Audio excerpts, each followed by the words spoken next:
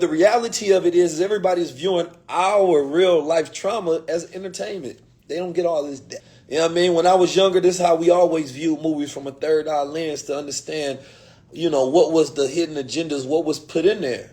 Right? And I'm going to go through, because there's a lot of content that's out right now. You got the Barbie movie, right? Which they said was a movie about male fragility. And I've seen so many black men wear pink talking about they're going to go see the Barbie movie. And only certain movies hit at certain time, and they know when to put out certain movies. In the history of time, why would they put it out now? Because they understand that the feminization agenda has skyrocketed to a high level, and people start pushing this soft boy era. The girls want to be Barbies and the boys want to be Kens. Because I'm going to be honest, it's interesting, because they not looking like the black man that I grew up with. The type of black man I knew I grew up with, these niggas being cloned and shot with some estrogen.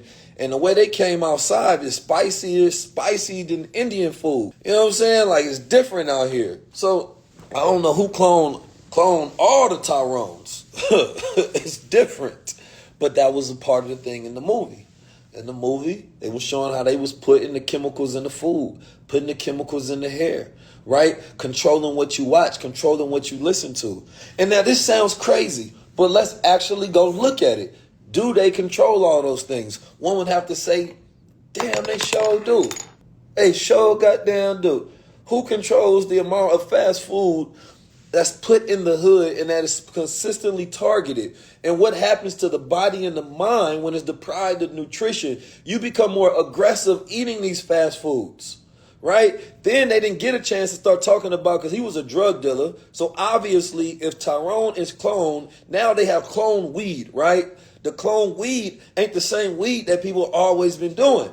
So they didn't say that, but obviously if they're controlling the drug dealer that's the clone, then they obviously control the drugs and then what he's selling. So guess what? Same thing you smoking that you getting high on, they sprinkle the Tyrone flavor in there. They sprinkling the Tyrone juice in the food, in the chicken spots. Yeah, y'all act like everybody didn't go crazy for Popeye's chicken just a week ago.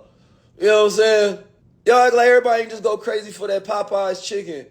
We even had Lupe Fiasco. I think they cloned him. He was into talking about Popeye's chicken.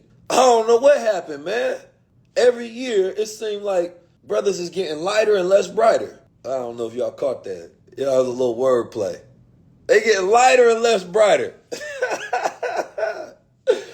Because in the movie, the brother was being Yakub. Yakub, he was the big-headed scientist that was the original brother, but he created all of these versions of himself. And then the end of the movie, like I said, was the best part of the movie, because like I said, the movie was not an entertaining movie to me. It was more of like a documentary, if you will. You know what I'm saying? And like that's the way it felt. Like Jamie Foxx wasn't funny in the movie. John Boyega wasn't super dramatic to where it just hit. You know what I mean?